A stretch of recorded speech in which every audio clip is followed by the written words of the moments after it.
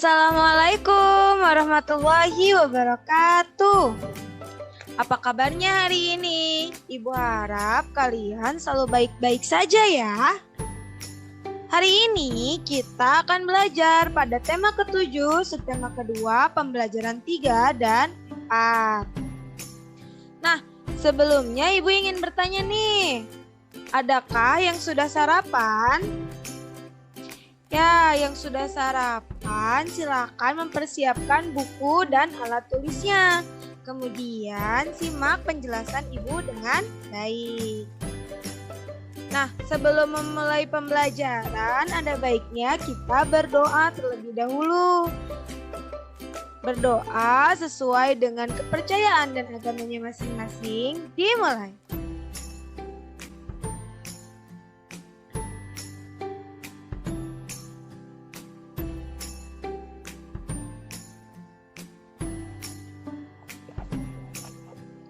Berdoa sudah selesai.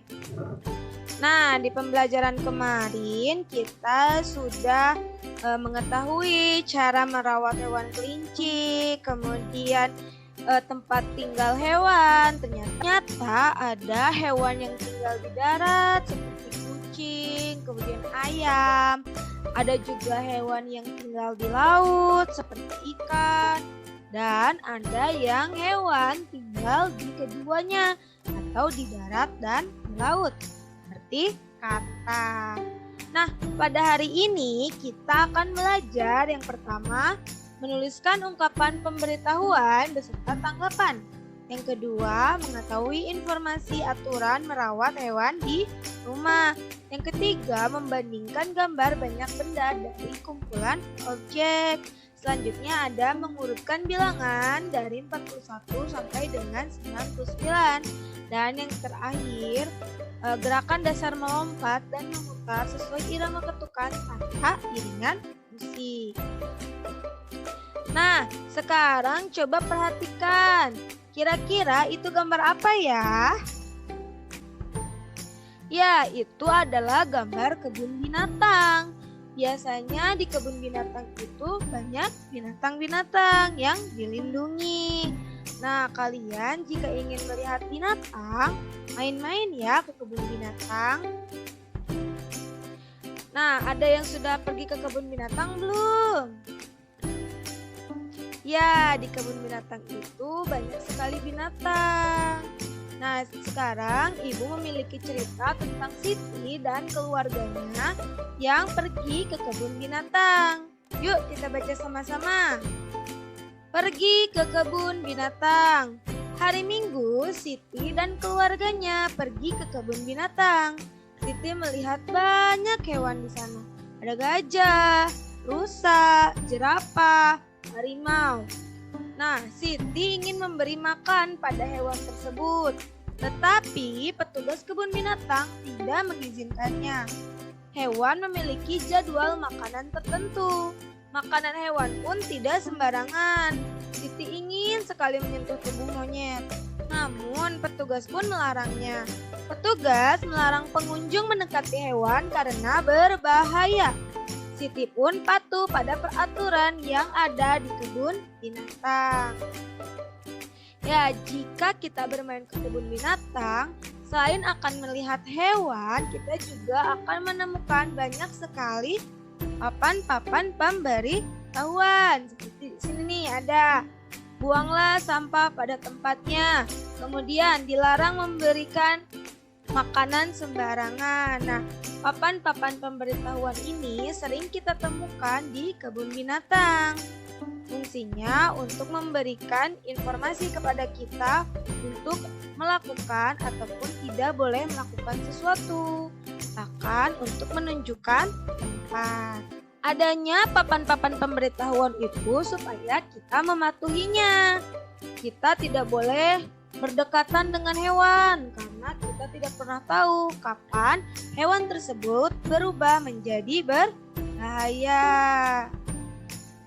Nah, setelah tadi membaca cerita tentang Siti yang pergi berlibur bersama keluarganya ke kebun binatang, yuk kita jawab pertanyaannya.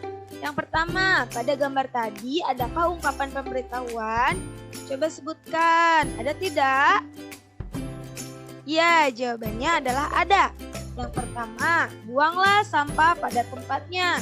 Nah, pemberitahuan ini menginformasikan kepada pengunjung untuk tidak membuang sampah sembarangan. Yang kedua, ada pengunjung tidak diperkenankan untuk memberi makan kepada hewan. Nah, papan pemberitahuan ini digunakan untuk memberikan informasi kepada pengunjung agar tidak memberikan makanan kepada hewan apapun yang berada di kebun binatang. Kemudian nomor 2, jika kamu melihat tulisan tersebut, apa yang akan kamu lakukan? Nah, tulisannya adalah ini. Pengunjung tidak diperkenankan memberi makanan kepada hewan. Nah, kira-kira nih kalau kalian melihat rambu seperti ini, apa yang akan kalian lakukan? Kalau ibu akan menaatinya dan tidak akan memberikan makanan kepada hewan apapun yang berada di kebun binatang. Karena hewan-hewan yang ada di kebun binatang sudah diberikan jadwal khusus untuk makan. Nomor 3 nih, petugas kebun binatang melarangmu untuk mendekati kandang hewan. Apa yang akan kamu lakukan dan katakan? Ya, yang akan kita katakan tentu saja iya. Kemudian akan menaati ucapan dari petugas kebun binatang tersebut. Ingat, ketika kita mendekati kandang hewan, kita tidak tahu apakah hewan itu sedang jinak atau malah sedang buas. Dan jika tetap nekat mendekati kandang tersebut, itu sangat berbahaya. Kalian jika nanti pergi ke kebun binatang, ingat jangan terlalu dekat dengan kandang hewan dan jangan memberikan hewan makanan. Nah, ibu punya percakapan tentang Udin dan Siti. Kan kemarin katanya Siti baru pulang nih dari perjalanan bersama keluarganya ke kebun binatang. Kemudian Siti sudah memperoleh banyak informasi mengenai cara merawat hewan. Siti pun mau membantunya nih dengan Udin. Yuk kita baca sama-sama dialognya. Hai Siti, kamu sedang apa? Hai Udin, aku sedang membersihkan makanan kelinciku. Mengapa makanan kelinci itu kamu bersihkan? Karena ada yang bukan makanan untuk kelinci. Kata petugas kebun binatang, tidak boleh memberikan makanan sembarangan terhadap hewan. Ah, begitu. Apalagi hal yang bisa kamu lakukan untuk merawat kelinci? Kita juga harus rajin membersihkan tubuh dan kandangnya agar tetap sehat. Kuku kelinci juga harus dipotong secara rutin. Wah, kamu hebat Siti. Kamu sudah tahu cara merawat kelinci. Terima kasih ya Siti. Iya, sama-sama Udin. Nah, percakapan antara Udin dan Siti ini ternyata membicarakan tentang bagaimana cara merawat kelinci. Apa saja nih kata Siti untuk merawat kelinci itu? Tidak memberikan makanan sembarangan terhadap hewan. Kemudian membersihkan kandang dan tubuhnya. Juga memotong kuku-kuku kelinci secara rutin. Nah, sekarang coba setelah membaca dialog Siti dan Udin tadi, kita isi nih apa sajakah aturan merawat kelinci itu? Satu apa tadi? Ya, tidak boleh memberi makanan sembarangan kepada hewan.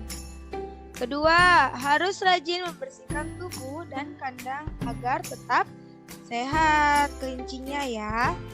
Dan yang ketiga, kuku-kuku kelinci harus dipotong secara rutin.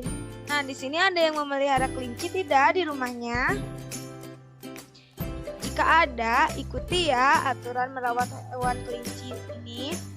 Siapa tahu bermanfaat untuk kalian. Nah, sekarang coba kalian perhatikan lagi nih gambar kebun binatang di sini. Tadi Siti dan keluarganya hanya melihat-lihat hewan yang ada di kebun binatang. Nah, Sekarang Benny yang pergi ke kebun binatangnya. Coba kalian perhatikan nih gambar kebun binatang yang ada di sini. Di sana ada singa, ada unta, ada monyet, ada gajah, ada jerapah. Dan pemberitahuannya juga ada papan nama singa, papan nama unta, papan nama monyet, papan nama gajah, dan papan nama jerapah. Juga petunjuk arah kandang zebra, kandang gajah, dan kandang jerapah. Papan-papan yang ada di sini disebut dengan papan pemberitahuan juga, yang fungsinya untuk menunjukkan kita kemana arah jika ingin menuju suatu tempat. Juga nama-nama hewan. Nah, petugas kebun binatang membuat banyak papan pemberitahuan. Papan pemberitahuan ditulis dengan baik dan jelas. Papan pemberitahuan dipasang di tempat yang diperlukan. Papan pemberitahuan membantu pengunjung untuk memahami peraturan dan lokasi. Benny berjalan menuju kandang harimau. Benny berjalan sesuai arah yang ditunjukkan pada papan petunjuk. Setelah sampai, Benny melihat kandang harimau berseberangan dengan kandang beruang. Kemudian, Benny menghitung jumlah hewan di kandang. Benny juga membandingkan banyak hewan tersebut. Nah, kalau tadi Siti hanya melihat-lihat, Benny ini justru menghitung banyak hewan di setiap kandang.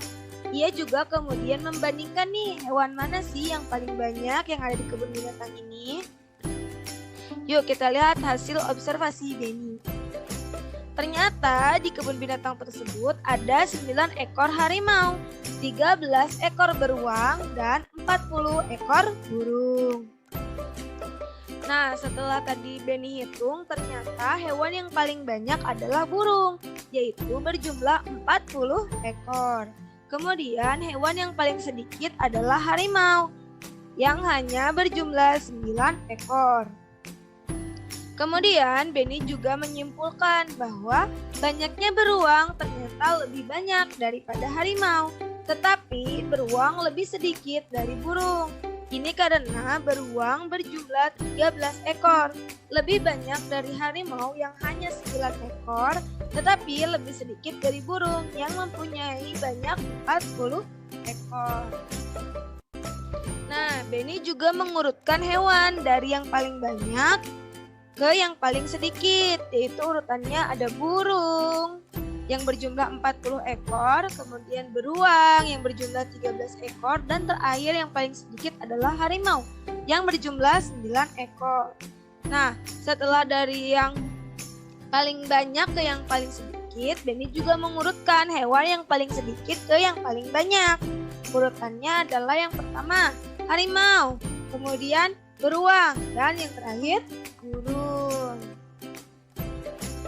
Nah, setelah tadi membandingkan banyak harimau, beruang, dan burung, Ibu juga memiliki 3 binatang lain.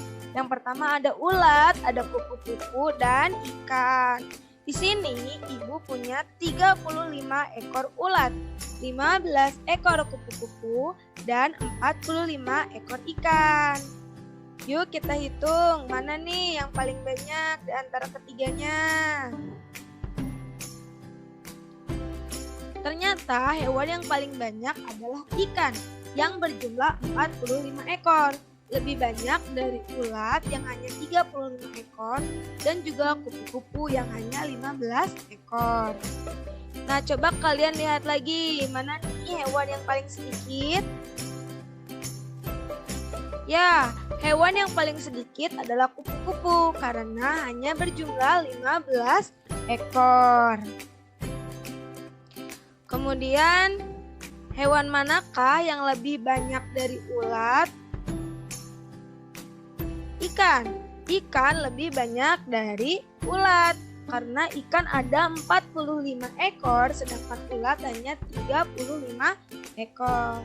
Kemudian, hewan apakah yang lebih sedikit dari ulat? Hewan yang lebih sedikit dari ulat adalah kupu-kupu karena hanya berjumlah 15 ekor. Coba sekarang urutkan dari yang paling banyak ke yang paling sedikit. maka urutannya ikan yang berjumlah 45 ekor, kemudian ada ulat yang berjumlah 35 ekor, dan terakhir kupu-kupu 15 ekor. Urutkan dari yang paling sedikit ke yang paling banyak, maka dibalik, jadi kupu-kupu, ulat, dan ikan. Nah, Ibu juga memiliki contoh yang lain. Ada ayam sebanyak 34 ekor, bebek sebanyak 50 ekor, dan jerapah sebanyak 6 ekor. Sama seperti tadi, coba tebak manakah hewan yang paling banyak? Hewan yang paling banyak adalah bebek karena berjumlah 50 ekor. Jumlahnya lebih banyak dari dua hewan yang lain. Kemudian, mana hewan yang paling sedikit? Ya, hewan yang paling sedikit adalah jerapah karena hanya memiliki 6 jerapah. Coba sekarang kalian cari tahu nih mana hewan yang lebih banyak dari ayam dan mana hewan yang lebih sedikit dari ayam. Ya, hewan yang lebih banyak dari ayam adalah bebek karena bebek ada 50 sedangkan ayam ada 34 ekor. Kemudian, hewan yang lebih sedikit dari ayam adalah jerapah karena jerapah hanya memiliki 6 ekor sedangkan ayam 34 ekor. Nah, coba urutkan nih dari yang paling banyak. Apa saja? Bebek, ayam, dan jerapah. Untuk yang paling sedikit, maka urutannya jerapah, ayam, dan bebek. Nah, contoh yang ketiga nih, Ibu punya beberapa bilangan di sana. 82, 70, 64, 67, 73, 85, 79, 88, 76, dan 91. Nah, coba kalian sebut mana bilangan yang paling banyaknya. Ya, 91. Sekarang coba cari bilangan yang paling sedikit. Ya, 64. Nah, sekarang coba kalian urutkan dari yang memiliki banyak ke yang lebih sedikit. Nah, urutannya begini. 91, 88, 85, 82, 79, 76, 73, 70, 67, dan 63. Nah, sekarang coba kalian urutkan dari bilangan yang paling sedikit. Urutannya 63, 67, 70, 73, 76, 79, 82, 85, 88, dan 91. Nah, tadi Siti sudah menceritakan tentang kelincinya. Kelinci itu bisa melompat loh teman-teman semua. Nah, selain kelinci, kucing juga bisa melompat. Sekarang Ibu memiliki lagu Kucingku Belang 3. Yuk.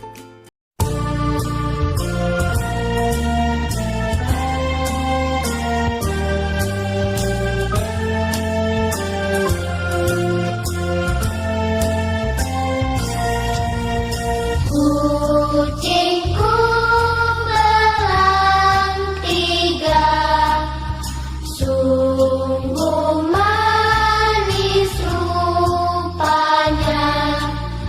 Meong, meong.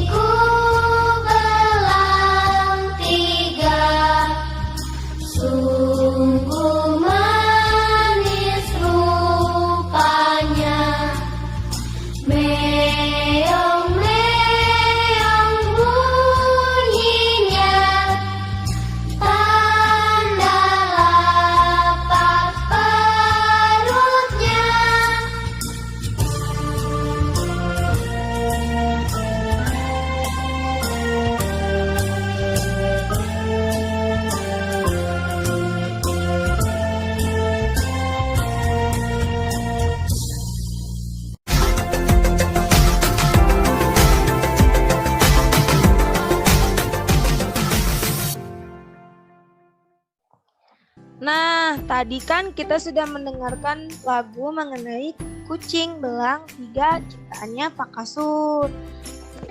Kalian pernah mencoba tidak menirukan gerakan kelinci?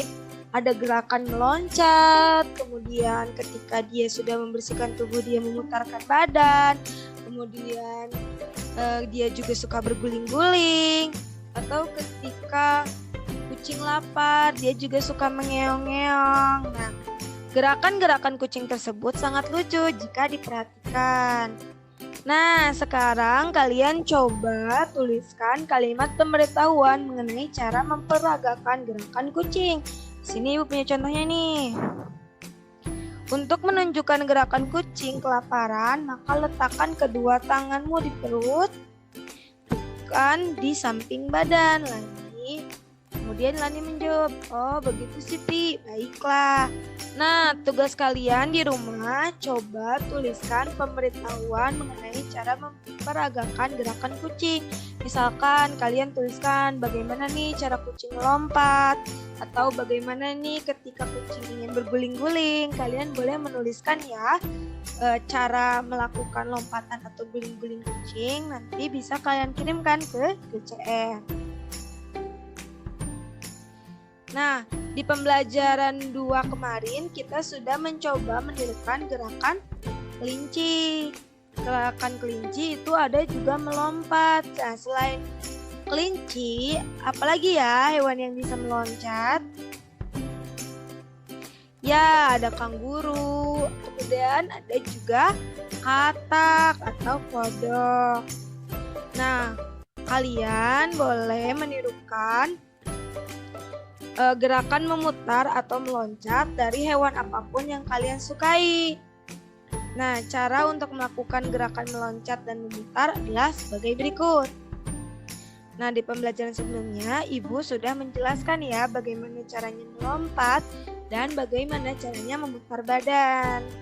Lihat, yang pertama ada duduk jongkok, kemudian menaruh kedua tangan di depan, kemudian angkat badan sedikit dan melompatlah. Lalu berdiri tegap kembali. Sedangkan untuk gerakan memutar, caranya hampir sama, cuman ketika kalian mengangkat badan tidak melompat, melainkan memutarkan badan ke samping kanan ataupun ke samping kiri dan dilakukan secara berulang. Nah, ini juga nanti mungkin bisa kalian praktikkan ya di rumah masing-masing. Nah, cukup sekian pembelajaran hari ini. Hari ini kita sudah belajar banyak hal nih. Yang pertama, menuliskan ungkapan pemberitahuan beserta tanggapannya. Kemudian ada menginformasikan aturan melawan hewan di rumah. Kemudian ada membandingkan gambar dari banyak benda dari 2 kumpulan objek. Kemudian ada mengurutkan bilangan dari 41 sampai dengan 99. Dan yang terakhir ada gerakan dasar melompat dan memutar sesuai irama ketukan tanpa iringan musik. Yang tadi gerakan memutar dan melompat hewan yang kalian pilih. Oke, terima kasih atas perhatiannya. Ingat, kerjakan tugasnya dengan baik. Kemudian tetap semangat terus ya belajarnya dan selalu jaga kesehatan. Jangan keluar rumah apabila tidak berkepentingan. Selalu gunakan masker. Kemudian jauhi kerumunan dan jaga jarak. Dan tak lupa cuci tangan menggunakan sabun dan air yang mengalir. Oke. Nah, sebelum Ibu menutup pembelajaran hari ini, ada baiknya kita berdoa terlebih dahulu. Berdoa sesuai dengan agama dan kepercayaannya masing-masing. Dimulai.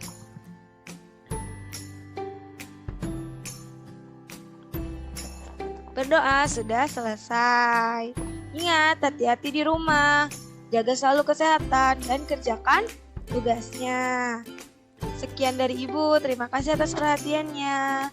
Wassalamualaikum warahmatullahi wabarakatuh. Sampai jumpa lagi.